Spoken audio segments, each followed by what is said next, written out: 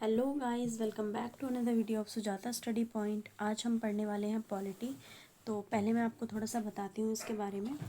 तो अभी हम एक सीरीज़ शुरू करने वाले हैं यूपीएसआई के लिए और यूपी पुलिस कांस्टेबल के लिए, जो कि होगी पॉलिटी की सीरीज़। इसमें हम वो सारे मोस्ट इम्पॉर्टेंट टॉपिक्स और इसमें पूरी पॉलिटी कवर कराई जाएगी, बेसिक टू एडवांस तक, जितनी भी टोटल पॉलिटी में चीज़ें होती हैं डेप्थ में। ठीक है।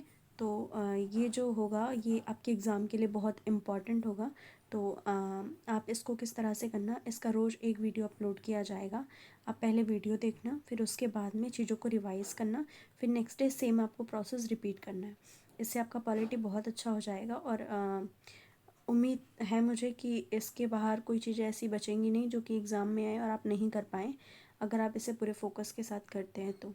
ठीक है। तो अब हम शुरू करते हैं अपने टॉपिक को संविधान सभा से। तो संविधान सभा जो है भारत शासन अधिनियम 1935। तो पहले यहाँ पे क्या था, जैसे अभी तो हमारा देश का संविधान मतलब हमारा देश का कानून प्रशासन जितनी भी चीज़ें होती हैं वो एक प्रक्रिया के आधार पर चलाई जाती है। मतलब एक सेट ऑफ रूल्स है, मतलब कुछ ऐसा है जिसकी बेसिस पे ये सारी चीज़ें चलाई जाती हैं। तो वो है हमारे यहाँ पे अभी संविधान। लेकिन इससे पहले जब हमारे यहाँ पे हमारा खुद का संविधान नहीं था, तब भी तो कानून की प्रक्रिया चलती थी, तब भी तो लोगों को दंड मिलता था और बाकी की सारी प्रोसेसिंग होती थी। वो किस तरह से होता था, तो एक अधिनियम आया था, दैट इज़ भारत शासन अधिनियम 1935, जिसको बोलते थे गवर्नमेंट ऑफ इंडिया एक्ट 1935 का। ये था क्या, तो ये कानूनी दस्तावेज था जिसके आधार पर जो था वो देश की शासन व्यवस्था चलाई जाती थी और इसमें और भी बहुत सारी चीज़ें थी। इससे पहले जो था वो ब्रिटिशर जिस तरह से अपने यहाँ पे रूल करते थे उसके अकॉर्डिंग वो भारत में भी शासन करते थे। लेकिन इंडियंस की डिमांड को देखकर बाकी सारी चीज़ें जब बहुत ज़्यादा एकदम आक्रोश पे आई, तब उनने एक अधिनियम पारित किया था, वो था 1935 का अधिनियम। ये क्या था, एक बृहद कानूनी दस्तावेज था जिसके 14 भाग थे, 321 आर्टिकल थे इसमें और 10 परिशिष्ट थे। आप इसको अभी के लिए ऐसा समझ सकते हैं कि जिस तरह से एक संविधान होता है देश का, उसी प्रकार से इसके अंदर कुछ प्रावधान किए गए थे जिनके आधार पर जो था वो शासन किया जाना था। तो वो था भारत शासन अधिनियम 1935। ये एक बृहद कानूनी दस्तावेज था, 14 भाग थे इसके, 321 इसमें आर्टिकल थे और 10 इसमें परिशिष्ट थे। अच्छा, इसमें प्रावधान क्या किया गया था, तो ये अखिल भारतीय संघ की स्थापना का इसमें प्रावधान किया गया था, जिसमें ब्रिटिश भारत के प्रांत होंगे और देसी रियासतें होंगी। इन दोनों को मिलाकर जो होगा वो अखिल भारतीय संघ की स्थापना की जाएगी, जो कि पूरे भारत में क्या करेगा, रूल करेगा, या फिर जिसके आधार पर जो है भारत का शासन चलाया जाएगा। ब्रिटिश भारत के प्रांत जो थे वो दो भागों में बांटे गए थे। एक तो वो प्रांत जो कि गवर्नर द्वारा संचालित किए जा रहे थे, जिनका हेड क्या था, गवर्नर था, वो उनको रूल कर रहा था, और दूसरे वो थे जो मुख्य आयुक्त द्वारा संचालित किए जा रहे थे। ठीक है। अब थोड़ा सा और आगे आते हैं, इसके बारे में और जानते हैं कि मतलब इसमें और क्या क्या चीज़ें की गई थी। तो एक बार देखो, भारत शासन अधिनियम 1935 में आया था। इसमें अखिल भारतीय संघ की स्थापना की प्रावधान किया गया। इसमें क्या थे, इसमें दो भाग थे, पहला था ब्रिटिश भारत का प्रांत और दूसरा था देसी रियासतें। ठीक है। कौन सा, ब्रिटिश भारत का प्रांत, यानी ब्रिटिशर्स के अंडर जो भारत का प्रांत था, यानी ऐसा इलाका जिसको ब्रिटिशर्स ने अपना क्या बना रखा है, गुलाम बना रखा है एक तरह से। ठीक है, उस पर वो उनका उपनिवेश है, वो वाला भारत का प्रांत। और दूसरा था देशी रियासत, यानी जिनको राजा महाराजा रूल करते थे। यानी कि इसमें दो भाग थे, एक तो वो जिसको ब्रिटिश भारत जो है उसके प्रांत थे जिनको ब्रिटिशर्स पूरी तरह से रूल कर रहे थे, और दूसरे वो जो देसी रियासतें थी जिनको राजा महाराजा रूल करते थे। अब ब्रिटिश भारत के प्रांत जो थे उसको दो भागों में बांटने की बात कही गई, एक था गवर्नर और दूसरा था मुख्य आयुक्त। गवर्नर चीज़ों को हैंडल करेगा और दूसरे में मुख्य आयुक्त करेगा। ठीक है। अगला क्या था इसमें, तो और था इसमें, मतलब सबसे इम्पॉर्टेंट बात तो ये है ना कि ये जो परिकल्पना दी गई थी ये कभी अस्तित्व में आई नहीं। मतलब ये जो बात बोली गई थी ना कि अखिल भारतीय संघ बनेगा, एक को गवर्नर रूल करेगा, मुख्य आयुक्त रूल करेगा, ये कभी अस्तित्व में आ ही नहीं पाया। मतलब ये प्रस्ताव पास नहीं हुआ था। ठीक है। संघ और राज्यों के बीच में शक्तियों का बंटवारा, लेकिन हाँ इसमें कुछ और प्रावधान जरूर किए गए थे, जैसे कि संघ और राज्य के बीच में शक्तियों का बंटवारा किया गया। संघ सूची, राज्य सूची और समवर्ती सूची। संघ सूची जो थी जिसपे केंद्र कानून बना सकता था, वो 59 विषय थे उसमें। राज्य जिसपे कानून बना सकता था उसमें 54 विषय थे। समवर्ती सूची वो थी जिसपे राज्य और केंद्र दोनों ही कानून बना सकते थे, उसमें 36 विषय थे। अच्छा, ये पहले थी नहीं, ये कहाँ से ली गई? ऑस्ट्रेलिया के कॉन्स्टिट्यूशन से ली गई थी। और अवशिष्ट जो विषय थे, मतलब इसके अलावा जो भी सब्जेक्ट बच गए थे, विषय बच गए थे, उनको गवर्नर जनरल हैंडल करता था। ठीक है, और इसमें इसी में ये प्रावधान किया गया कि बर्मा जो है उसको भारत से अलग कर दिया जाएगा। बर्मा यानी कि म्यांमार। ठीक है, प्रांतों में द्वैध शासन की समाप्ति की गई। केंद्र में लागू कर दिया, लेकिन किसको? द्वैध शासन को। कितने भागों में? एक था आरक्षित और दूसरा था हस्तांतरित क्षेत्र। ठीक है, संघीय न्यायालय जो है उसकी स्थापना की गई। संघीय न्यायालय की स्थापना की गई 1 अक्टूबर 1937 को। कब की गई? 1 अक्टूबर 1937 को। इसके प्रथम मुख्य न्यायाधीश बने थे मॉरिस ग्वायर। संघीय न्यायालय वही है जो आज का सुप्रीम कोर्ट है। ठीक है, तो संघीय न्यायालय की स्थापना सबसे पहले कब हुई? 1 अक्टूबर 1937 को हुई। इसके मुख्य न्यायाधीश जो थे वो मॉरिस ग्वायर बने थे। सांप्रदायिक प्रतिनिधित्व प्रणाली की शुरुआत की गई 1909 के पार्लियामेंटो सुधार में। सबसे पहले प्रारंभ किया गया मुसलमानों के लिए पृथक निर्वाचन की पद्धति। अच्छा, यहाँ पे जो था वो अंग्रेज खेल खेल गए थे। किसके साथ? भारतीयों के साथ। 1935 के अधिनियम जो था उससे पहले ये क्या लेके आए थे? 1909 में मार्ले मिंटो रिफॉर्म्स लेके आए थे। मार्ले क्या था? मार्ले था सचिव और मिंटो था गवर्नर जनरल। इनने क्या किया? इनने देखा, मतलब ये ऑब्जर्व कर रहे थे इन चीज़ों को कि इंडियंस जो हैं उनके बीच में अपने आप में ही कहीं ना कहीं मतभेद पैदा है, जैसे कि हिंदू और मुसलमान को लेके। ठीक है, तो मतलब जो कांग्रेस पार्टी थी उन्हीं के कुछ सदस्यों में जब ये बातें इस तरह की होने लग गई थी तो इसका फ़ायदा किसने उठाया? अंग्रेजों ने उठाया। और ये लेके आए थे 1909 में पार्लियामेंटो सुधार, जिसमें पहली बार मुसलमानों के लिए पृथक निर्वाचन की बात कही। जब मुसलमानों के लिए अलग से सेपरेट वोटिंग राइट्स दे दी गए तो इसमें क्या हुआ? इसमें हिंदू मुसलमान और इस तरह से दरार पैदा होने लगी। तो ये भी क्या थी? इनकी एक चाल थी। ठीक है, तो सांप्रदायिक प्रतिनिधित्व प्रणाली जो है 1909 के पार्लियामेंटो सुधार आए थे और इसी में सबसे पहले मुसलमानों के लिए पृथक निर्वाचन प्रणाली शुरू की गई थी। अब इससे भी इनको चैन नहीं मिला, इनने क्या किया? उसका भी विस्तार किया। किसका? मतलब इनने देखा कि मुसलमानों को हमने सेपरेट वोटिंग राइट दे दिए हैं, तो अब इनके बीच में कितनी मतलब कितनी अनबन है, हिंदू मुसलमान इनके अपने अंदर ही अंदर इनकी पार्टी में इतनी अनबन है। अगर हम इसको थोड़ा और विस्तार करते हैं तो हम अब क्या कर सकते हैं? इनके बीच में और फूट डाल सकते हैं। तो इनने क्या किया? शामिल कर लिया इसमें दलितों को, महिलाओं को और श्रमिकों को। श्रमिक जो था उनका कहीं ना कहीं शोषण हो रहा था, दलितों का वैसे भी शोषण होता था, और महिलाएं जो थी उनकी स्थिति बहुत खराब थी पहले। ठीक है, दलितों का किस तरह से? मतलब जो नीची जाति के लोग थे उनके ऊपर जो जमींदार है, जो ऊंची जाति के लोग हैं, ब्राह्मण वगैरह हैं, वो उनसे बिना वेतन के काम कराते थे। मतलब उनके घर की जो औरतें थीं और भी बच्चे जो थे, ठीक है, घर की लड़कियां जो थीं, उनके साथ जो मतलब बड़ी जाति के लोग थे वो कहीं ना कहीं गलत व्यवहार करते थे। ठीक है, तो कहीं ना कहीं उनके मन में भी ये बात थी, लेकिन हाँ वो एक्सप्रेस नहीं कर पाते थे। श्रमिक जो थे, श्रमिकों के साथ में भी बहुत गलत होता था, जमींदार वगैरह बहुत गलत करते थे उनके साथ। महिलाओं की स्थिति तो हद से बदतर थी। महिलाओं को सिर्फ और सिर्फ क्या समझा जाता था? घरेलू कामकाज करना, ठीक है, घर में रहना, बच्चे पैदा करना, दैट्स इट। ठीक है, इसके अलावा उनकी कुछ ज़्यादा अच्छी स्थिति थी नहीं। तो इनको भी क्या दे दिया? इनको भी सेपरेट वोटिंग राइट्स दे दिए गए थे। ठीक है, अब आगे क्या होता है? आगे किया जाता है आरबीआई की स्थापना। आरबीआई एक्ट 1934 का एक्ट था। यंग हिल्टन आयोग जो है उसकी सिफारिश पर इसको शुरू 1 अप्रैल 1935 को। ठीक है, आरबीआई की स्थापना कौन से एक्ट से होती है? तो अधिनियम था 1934 का, लेकिन 1 अप्रैल 1935 को आरबीआई की स्थापना की जाती है यंग हिल्टन आयोग की सिफारिश पर। ठीक है, आपने इकोनॉमिक्स में पढ़ा होगा कि किस तरह से आरबीआई की स्थापना की गई थी।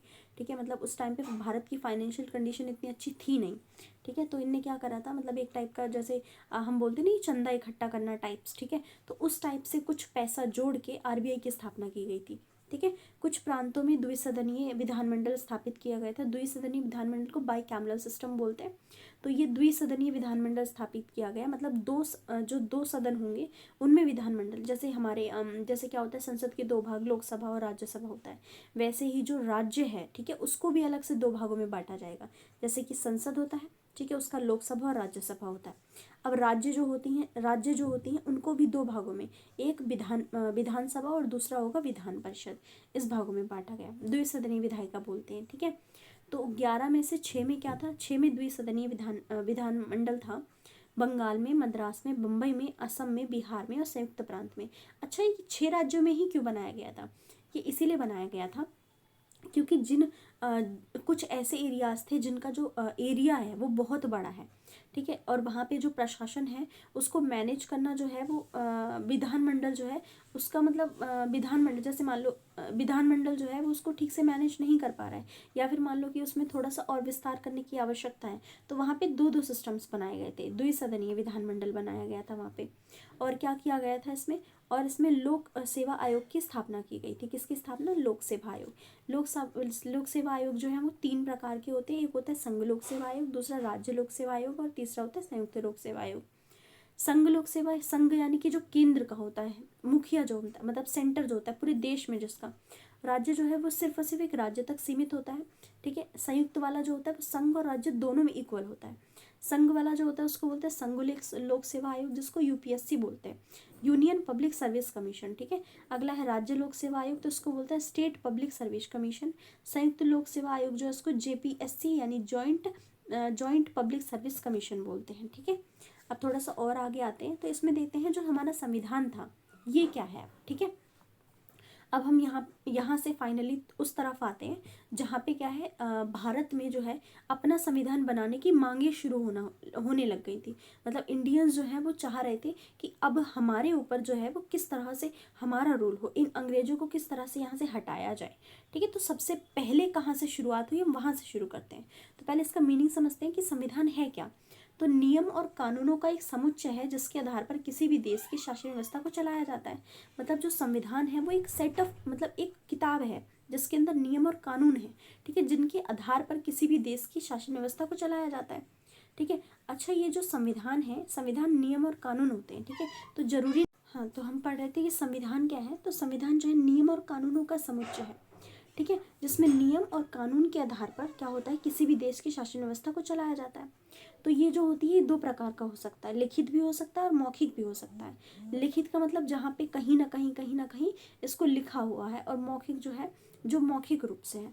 तो ये क्या था, ये ब्रिटिश भारत में नियम और कानून ब्रिटिश भारत से नियम और कानून बनकर आते थे, और ब्रिटिश संसद द्वारा जिनके आधार पर भारत में शासन चलाया जाता था, ठीक है। ये कहाँ से बनते थे, ब्रिटिश भारत में नियम और कानून बनकर आते थे। ब्रिटिश भारत का मतलब क्या होता है, यानी कि ऐसा भारत जिसको ब्रिटिशर्स ने अपना क्या बना रखा है, अपनिवेश जहाँ पे ब्रिटिशर्स ने अपना स्थापित कर रखा है उसको बोलेंगे ब्रिटिश भारत, ठीक है। अगला जो है वो क्या है, तो वो है भारतीय स्वयं शासन व्यवस्था का संचालन करेंगे, ठीक है। अब ये जो इंडियंस थे वो क्या चाह रहे थे कि जो भारतीय लोग हैं वो क्या है, अपनी शासन व्यवस्था का संचालन स्वयं ही करेंगे। कैसे? संविधान के माध्यम से। और उसको बनाएगा कौन? उसको बनाएगी संविधान सभा। जो किस संविधान सभा जो होगी वो कैसे बनेगी, तो संविधान सभा जो होगा हमारे ही लोग बनाएंगे, ठीक है। अब कहाँ से इसकी शुरुआत होती है, तो सबसे पहले जो है संविधान सभा बनाने की मांग जो है वो कहाँ कहाँ से शुरू होती है वो देखते हैं। तो सबसे पहले जो अप्रत्यक्ष मांग उठती है, अप्रत्यक्ष का मतलब होता है इनडायरेक्ट मांग, ठीक है। तो मतलब डायरेक्ट नहीं बोलना किसी को, लेकिन हाँ इनडायरेक्टली बोल ही देना किसी बात को।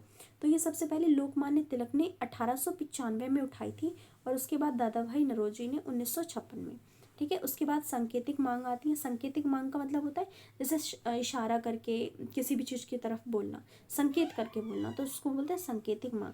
तो वो उठाई थी महात्मा गांधी ने। फिर सर्वदलीय सम्मेलन जो हुआ था 1925 में, उसमें भी ये मांग उठाई गई थी।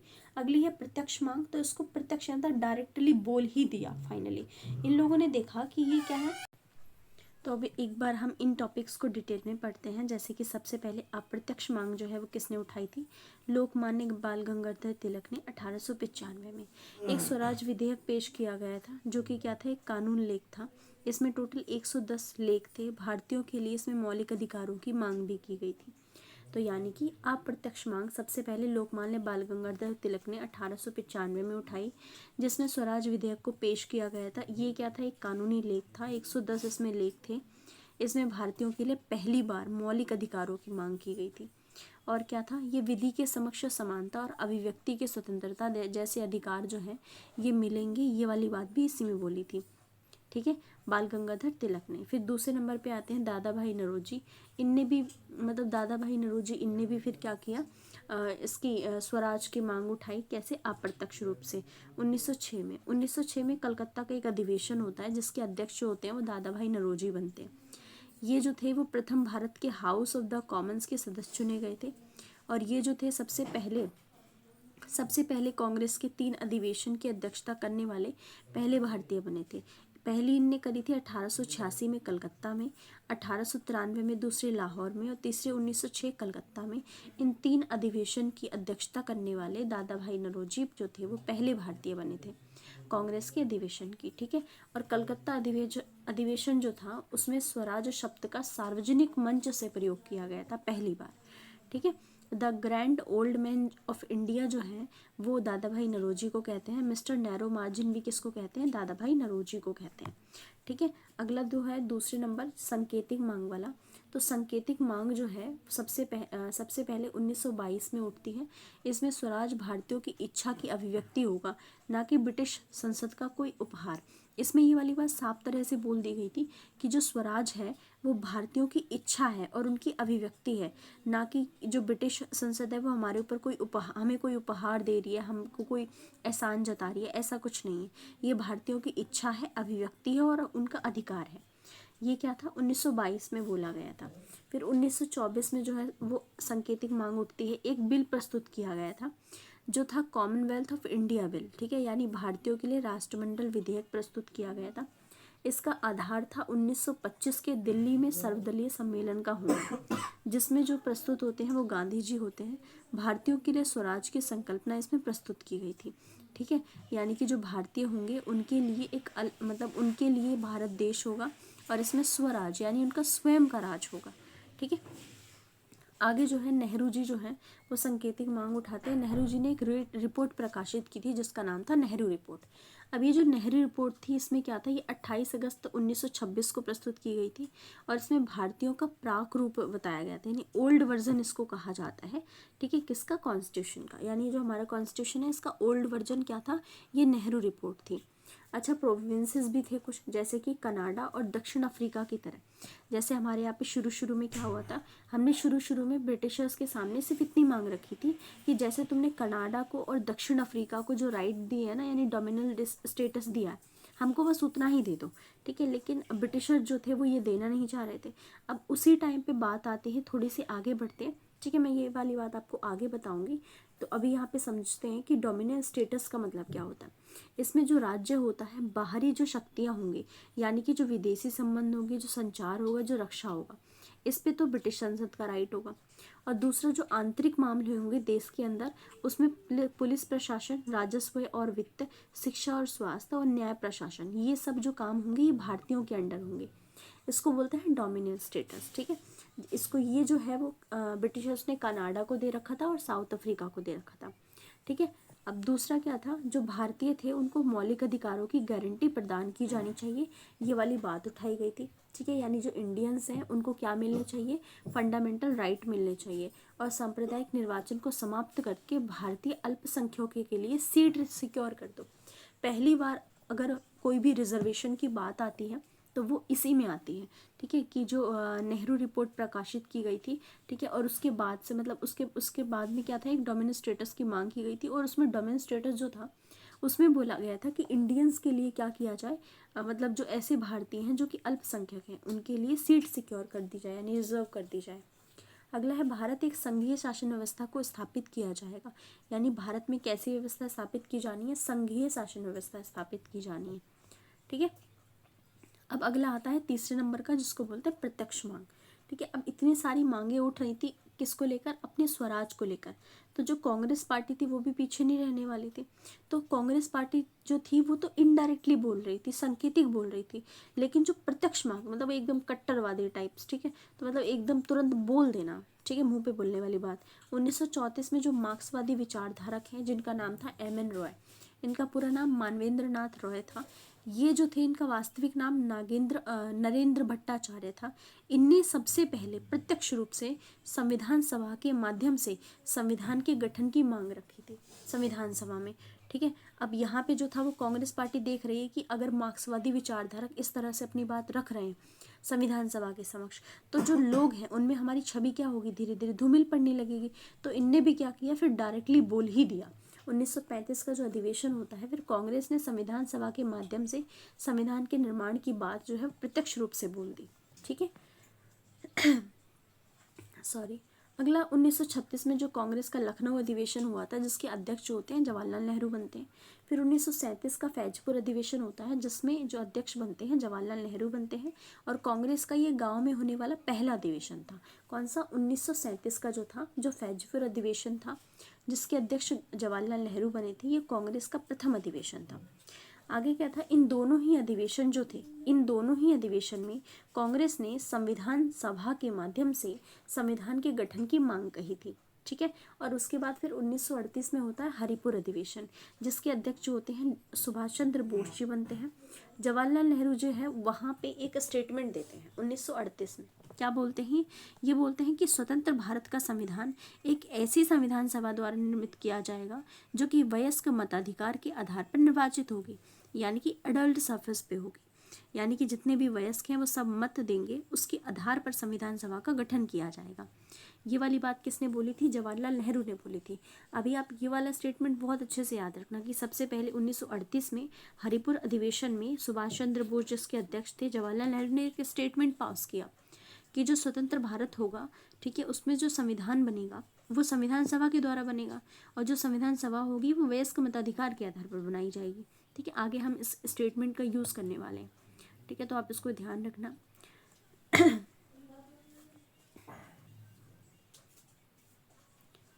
आगे 1935 का भारत शासन अधिनियम जो था, भारतीय संघ की स्थापना की जाएगी, इसमें ये बात बोली गई थी, जिसमें ब्रिटिश भारत के जो प्रांत होंगे वो गवर्नर हैंडल करेगा और देशी रियासतों को मुख्य आयुक्त। इसमें एक और बात बोली थी, 14 भाग होंगे, 321 अनुच्छेद होंगे, 10 परिशिष्ट होंगे। यह एक ऐसी कानूनी व्यवस्था थी जिसके आधार पर ब्रिटिश जो थे वो भारत में शासन व्यवस्था का संचालन करते थे। ये हम पहले भी पढ़ चुके हैं। ठीक है। शक्तियों का बंटवारा, संघ जो है उसमें 59 विषय, राज्य में 54 विषय और समवर्ती सूची में 36 विषय होंगे। ठीक है। अगला जो है 1935 में गवर्नमेंट ऑफ इंडिया, 1935 में गवर्नमेंट ऑफ इंडिया की लिखित संविधान व्यवस्था का अनुसरण किया गया। ठीक है। लिखित संवैधानिक व्यवस्था जो है वो 1935 में अनुसरण किया गया उसका। और 1937 में क्या होता? तो 1935 में गवर्नमेंट ऑफ इंडिया में जो लिखित संविधान था उसकी व्यवस्था थी, उसके अनुसार 1937 में प्रांतीय चुनाव हुए थे। ब्रिटिश भारत के प्रांतों की संख्या उस टाइम पे 11 थी। ठीक है। और जिसमें से जो मतलब टोटल प्रांत थे वो थे 11, जिनमें से कांग्रेस जो है वो 6 में जीत गई। हम देख सकते हैं 10 में से 6 प्रांतों में जो है वो कांग्रेस जीत गई। उसके बाद जो आता है वो अगस्त प्रस्ताव आता है। 8 अगस्त 1940 को एक वायसराय थे जिनका नाम था लिनलिथगो, गवर्नर जनरल थे ये। ठीक है। और कारण क्या था? ये द्वितीय विश्व युद्ध में भारतीयों का सहयोग लेने के लिए आया था अगस्त प्रस्ताव। अच्छा, इसके मैं बैकग्राउंड की आपको कहानी सुनाती हूँ। अगस्त प्रस्ताव जो था वो 1940 में लाया गया था, और ये उसी टाइम की बात है जिस टाइम पे भारत में द्वितीय विश्व युद्ध चल रहा है। भारत की आर्मी जो है वो शुरू से ही बहुत पावरफुल है। ब्रिटिशर्स इस बात को बहुत अच्छी तरह से जानते थे। अब ब्रिटिशर्स जो थे उनके सामने जो भारत के नेता हैं, कांग्रेस पार्टी के नेता हैं, वो मांग रखते हैं कि हमारी आर्मी तुमको तभी सपोर्ट करेगी जब तुम क्या करोगे, हमको फ्री कर दोगे, यानी कि हमको स्वतंत्र कर दोगे। ठीक है। तो ये प्रस्ताव जो होते हैं भारतीय राष्ट्रीय कांग्रेस मतलब कांग्रेस पार्टी रखती है ब्रिटिशर्स के सामने। अब ब्रिटिशर्स ये वाली बात बहुत अच्छे से जानते थे कि अगर हमको इंडिया की आर्मी का सपोर्ट नहीं मिला तो हमारी आर्मी वाले तो मतलब कुछ ज़्यादा वो कर नहीं पाएंगे, तो हम वर्ल्ड वॉर में हमारी क्या हो जाएगी, एकदम किरकिरी हो जाएगी। ठीक है। तो ये सारी चीज़ें थी। तो सेकेंड वर्ल्ड वॉर में भारतीयों का सहयोग लेने के लिए अगस्त प्रस्ताव लाया गया था। ठीक है। तो आगे क्या है? ब्रिटिश आर्मी जो है वो इंडिया की आर्मी का सपोर्ट चाहती थी, इसीलिए वो क्या करते हैं, वो एक लालच देते हैं कि हम तुमको फ्री कर देंगे अगर तुम क्या करो, अपनी आर्मी का हमें सपोर्ट दे दो। ठीक है। तो इसके आगे हम अगली वीडियो में पढ़ते हैं। आज के लिए हम यही वीडियो को समाप्त करते हैं। ठीक है। मिलते हैं कल। Thank you for watching.